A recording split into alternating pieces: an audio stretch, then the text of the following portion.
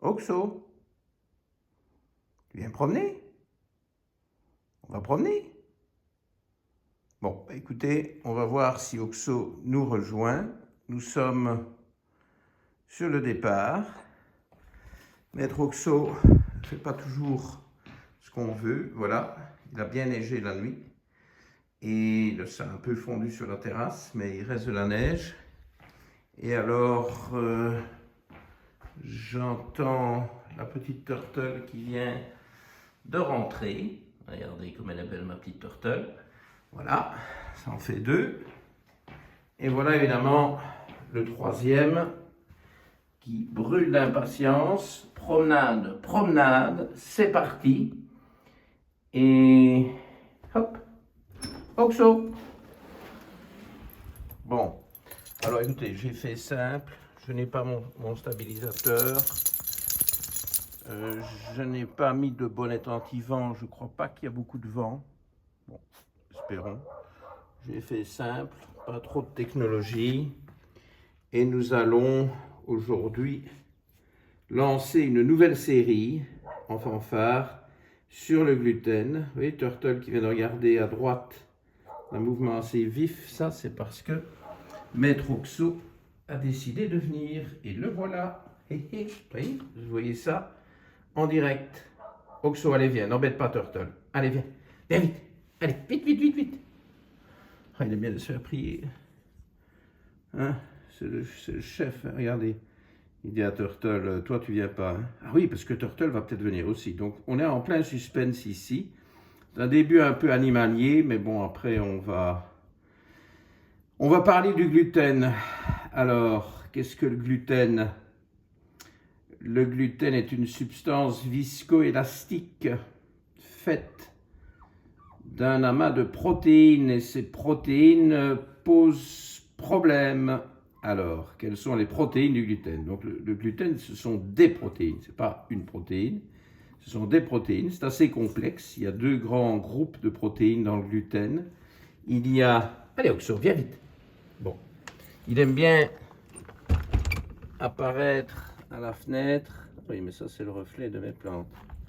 Bon, Oxo, est-ce qu'on y va? Ah, voilà. Ok. Hop, c'est fait. On est parti. Et donc, 2 grands groupes de protéines dans le gluten. Ce sont les prolamines et les gluténines. Et alors, ce qui pose problème, ce sont les prolamines. Le problème, c'est que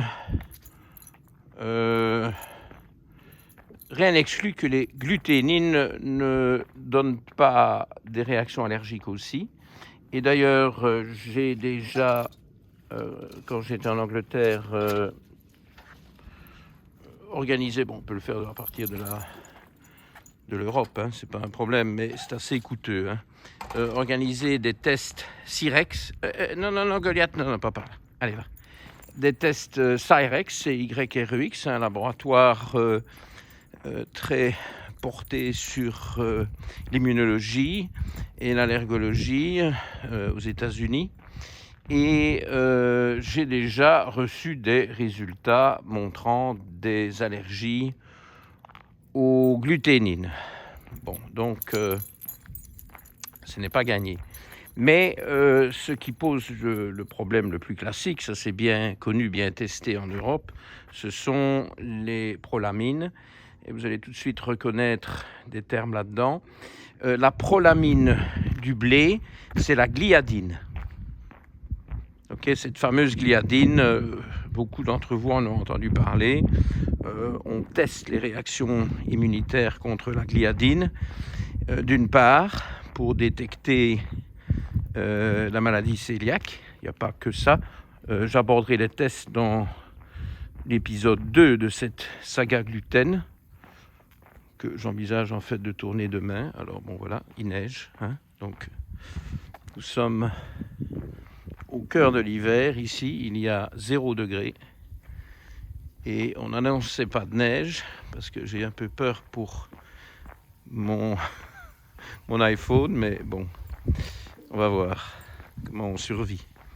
Et donc, cette gliadine pose de gros problèmes parce que précisément elle a pour propriété d'augmenter la perméabilité intestinale. C'est un fait bien établi depuis le début du siècle. En 2000, le professeur américain qui s'intéresse depuis toujours, d'origine italienne, depuis toujours, il a travaillé le sujet de la perméabilité intestinale, du leaky gut, et il a pu déterminer que la gliadine augmentait la perméabilité intestinale. Vous trouverez les références scientifiques, évidemment, sur PubMed. Vous les trouvez très facilement, c'est un article emblématique, très connu. Vous avez également ça sur mon site internet, sur lequel vous pouvez télécharger, à partir duquel vous pouvez télécharger une conférence, enfin un diaporama PubMed, que j'ai donné dans un grand nombre de conférences, qui a trait à la maladie cœliaque.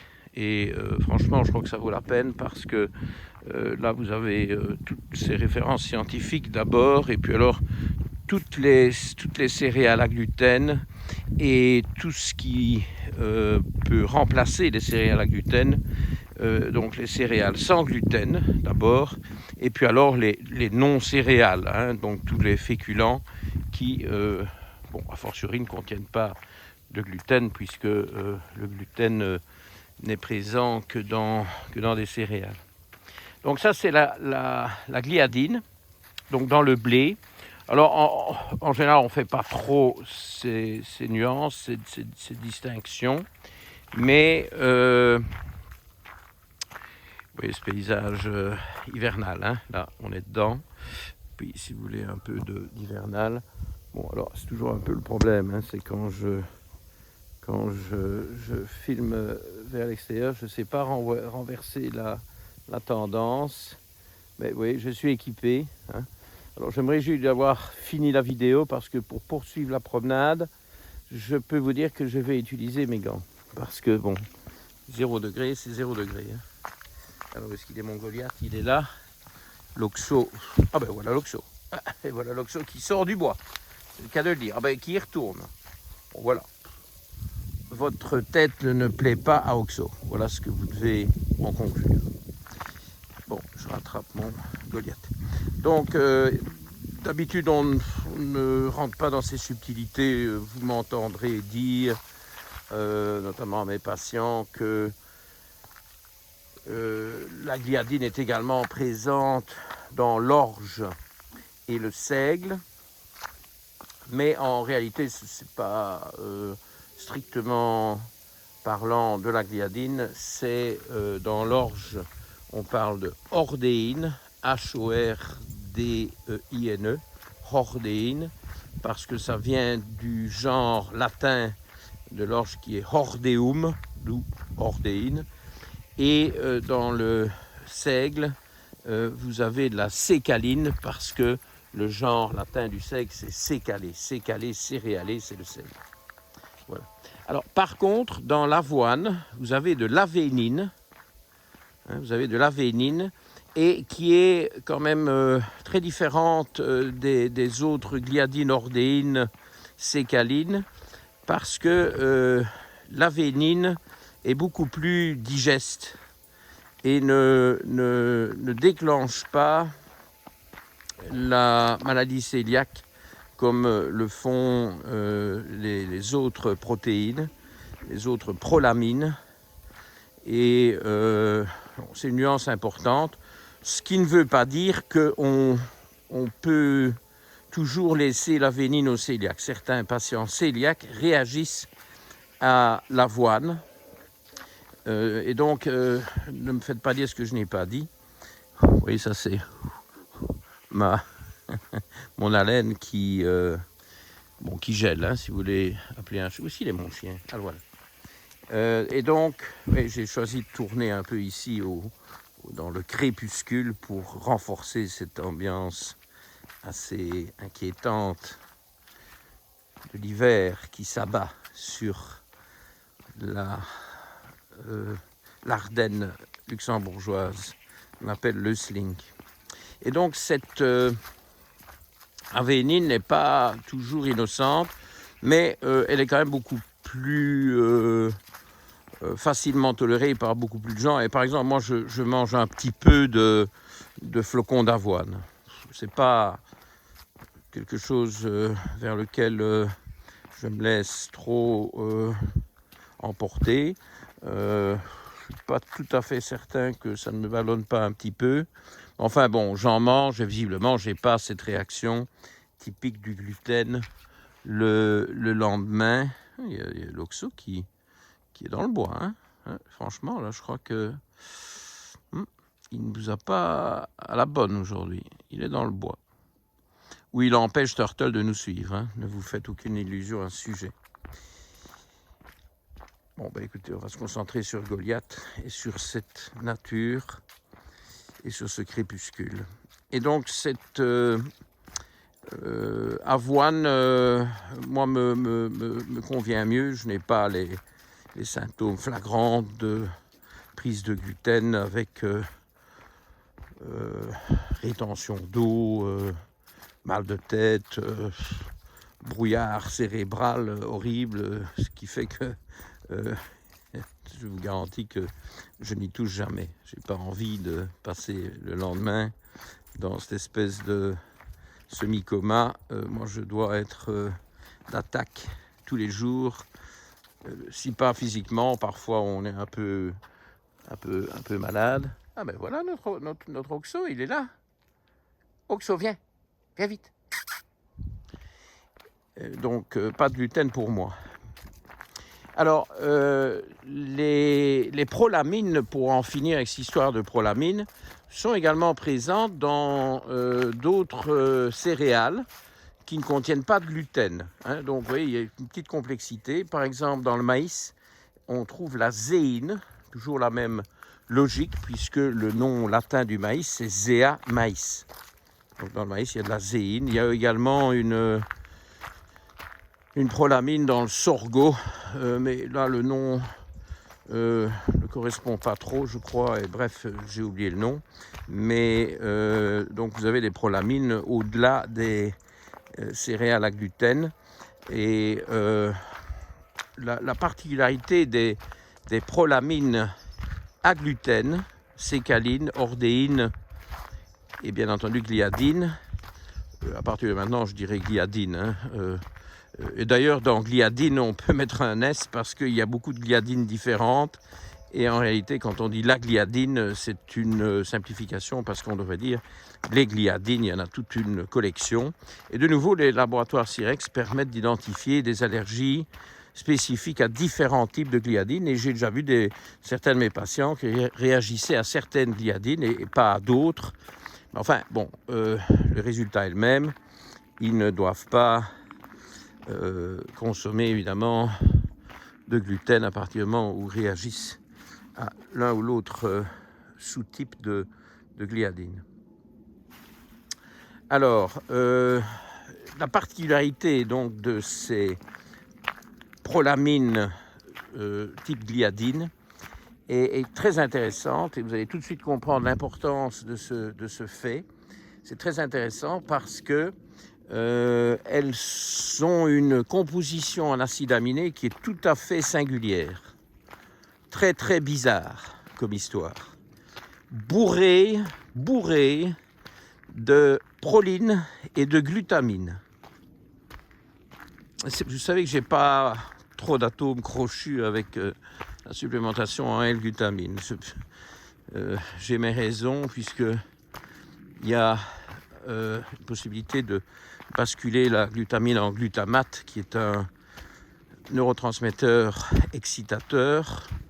Donc, je ne sais pas tellement ce que j'ai envie de recommander à des doses significatives, puisqu'on entend souvent dire prenez 3 grammes, 6 grammes, Dieu sait combien de grammes de glutamine en cas de leaky gut. Moi, je ne fais pas ça.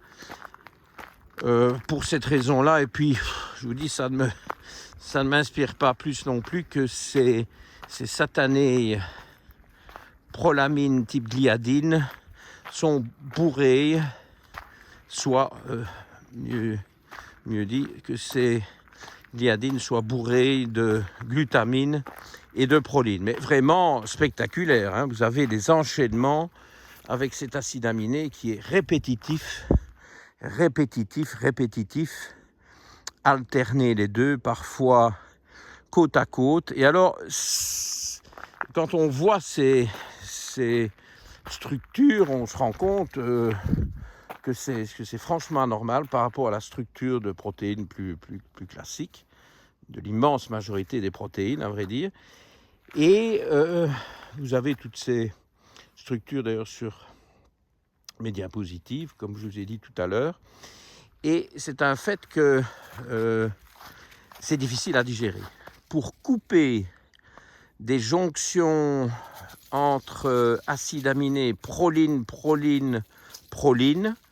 comme on le trouve beaucoup de fois dans ces gliadines, eh bien, voilà, nous n'avons pas les ciseaux enzymatiques de type protéase, donc enzyme protéolytique, pour couper des gliadines entre des prolines. Parce que on peut attaquer la proline d'un côté, mais si on se retrouve avec des prolines à la queue leu-leu, eh bien, on ne sait plus couper là-dedans. Okay. Et alors, il y a notamment dans la gliadine un peptide de 33 acides aminés qu'on appelle 33-MER, et qui est une accumulation invraisemblable de proline et de glutamine. Il faut le voir pour le croire. Et il est évident que voilà, on ne sait pas digérer ce truc-là. On ne sait pas couper là-dedans. Ni vous, ni moi, ni personne. Et donc, si on a certaines prédispositions génétiques, et là, on bascule sur un autre sujet, c'est le HLA, soit DQ2, soit DQ8, ce sont des tests génétiques que vous pouvez obtenir. Je reparlerai d'ailleurs des tests, comme je vous l'ai déjà dit aujourd'hui dans l'épisode suivant. C'est HLA DQ2, DQ8, donc les patients qui présentent ces caractéristiques sont beaucoup plus à risque de faire une maladie cœliaque. Je vais dire que ceux qui n'ont pas ces HLA, a priori, n'en font pas. Bon, je pense qu'il y a des exceptions à toute règle. Mais alors, la difficulté, c'est que ces HLA sont courants et sont présents dans 40% de la population. Donc, quand vous avez dit ça, vous n'avez pas tout dit. Il y a encore d'autres faits qui sont plus ou moins compris, peut-être moins que plus d'ailleurs, et qui font que il n'y a que 1%, peut-être 2 ou 3% de la population qui finissent par faire une maladie cœliaque. Et pas évidemment les 40%. Donc il y a des prédispositions génétiques, il y a un ensemble de facteurs qui font que certains vont déclencher une maladie cœliaque, mais aucun d'entre nous ne sait digérer le 33-MER peptide qu'on trouve dans la gliadine. Et donc cette gliadine pose problème et elle augmente la perméabilité intestinale, comme l'a démontré le professeur Alessio Fasano. J'ai oublié de vous donner son nom tout à l'heure, c'est Alessio Fasano.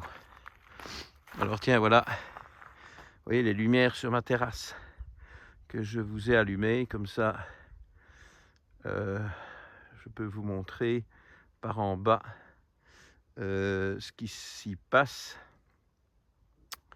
Et c'est là que se prélassent les renards la nuit, parce que je me suis réveillé cette nuit, il neigeait, et je suis descendu dans la cuisine, et j'ai très bien vu le renard se détacher sur la neige, sans aucun doute. Alors ici, normalement, Oxo ne vient pas parce qu'on est hors territoire, Son territoire s'arrête là au carrefour. On est hors territoire et donc il s'en tient là. Ce qui est bien parce que je ne veux pas qu'il aille sur les routes là au-dessus. Alors on va continuer. J'ai changé de main parce que je gèle. Et je vous tiens maintenant de la main gauche, qui n'est pas ce qu'il y a de mieux. Enfin voilà. Donc voilà, on a un problème pour digérer ces prolamines. Et ça explique évidemment tout l'enchaînement qui va d'une part vers un effet quand même très désagréable de la gliadine pour tout le monde, c'est cette augmentation de la perméabilité intestinale qui n'est pas très souhaitable, mais bon, si on n'a pas de réaction anormale à la gliadine qu'on peut étayer par des tests, il y a d'autres tests aussi qui ne concernent pas la gliadine, mais qui concernent notamment la transglutaminase tissulaire, qui est un enzyme impliqué dans toute cette gestion justement du peptide 33 mer. Là aussi, on peut faire des réactions allergiques et tout ça nous conduit à la maladie cœliaque chez certains. Mais il y a, comme on pourrait dire, les 50 nuances de gris. Il y a un continuum entre une parfaite tolérance au gluten, sans oublier qu'il y a quand même une augmentation de la perméabilité intestinale avec la gliadine, mais ce qu'on va dire une tolérance au gluten tout à fait normale, et une véritable maladie cœliaque. Eh bien, il y a toutes les nuances de gris, c'est un continuum, et c'est le domaine de ce qu'on appelle maintenant l'hypersensibilité au gluten, mais non cœliaque. Voilà, c'est un nouveau concept qui a été créé en Italie.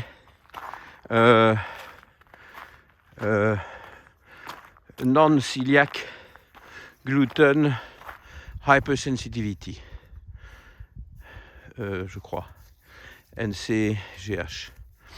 Bon, alors, les acronymes, évidemment, quand on mélange le français et l'anglais, ça se complique un peu.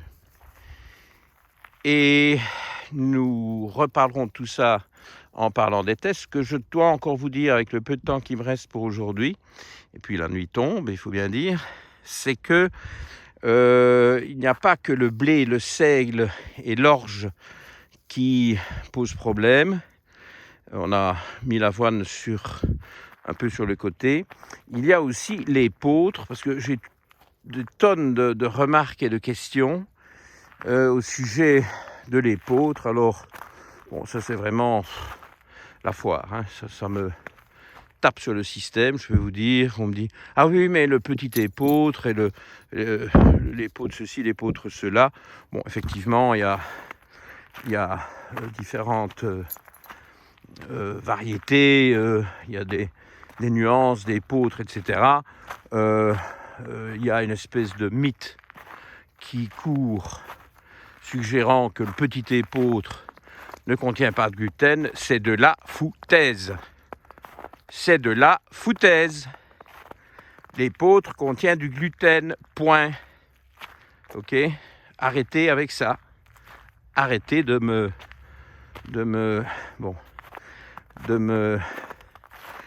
harceler avec cette histoire d'épeautre. Celui qui veut limiter sa consommation de gliadine et de gluten parce que il se rend compte que c'est pas génial et qui choisit de prendre du pain d'épeautre au lieu de pain de blé, mais qui n'a aucun problème avec le gluten, ben pourquoi pas, c'est bien. Mais pour tous ceux qui ont un vrai problème avec le gluten, que ce soit une hypersensibilité ou la maladie cœliaque, qui est plus rare, ben l'épeautre, non. Ok ? Et le kamut, ou kamut, je ne sais pas comment vous dites, c'est la même chose. Comme l'épeautre, ça contient du gluten. Donc voilà. Et alors, dernier point, le remplacement du gluten par d'autres céréales, et notamment ces perverses farines de riz et de maïs, ce n'est pas une bonne idée. Ce n'est pas du tout une bonne idée. Je suis désolé. Alors, je vais essayer de me reprendre. J'espère que vous me voyez. C'est pas évident, hein, puisque je ne sais pas exactement ce que je prends. Je vais prendre large. Donc, pas de farine de riz et de farine de maïs pour remplacer les aliments traditionnels riches en gluten, que ce soit du blé, des pâtes, des pizzas, hein, des nouilles, etc. Allez vers autre chose. Il y a plein de choix. Nous aborderons ça peut-être dans le 3e épisode. Nous aborderons les remplacements.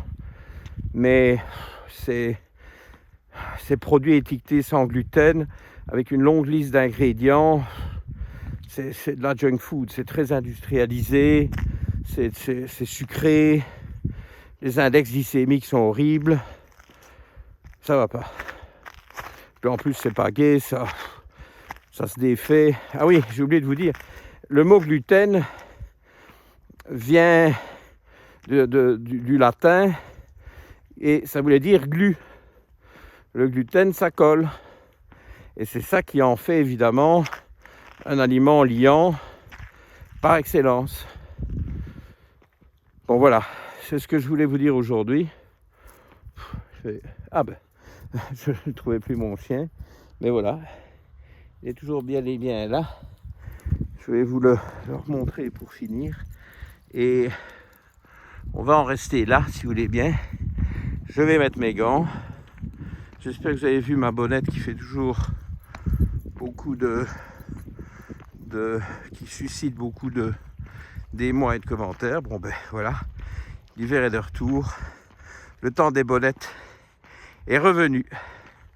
Et voilà, Klein Shade vous dit au revoir et à très bientôt. Merci pour votre écoute et votre fidélité. Bye bye.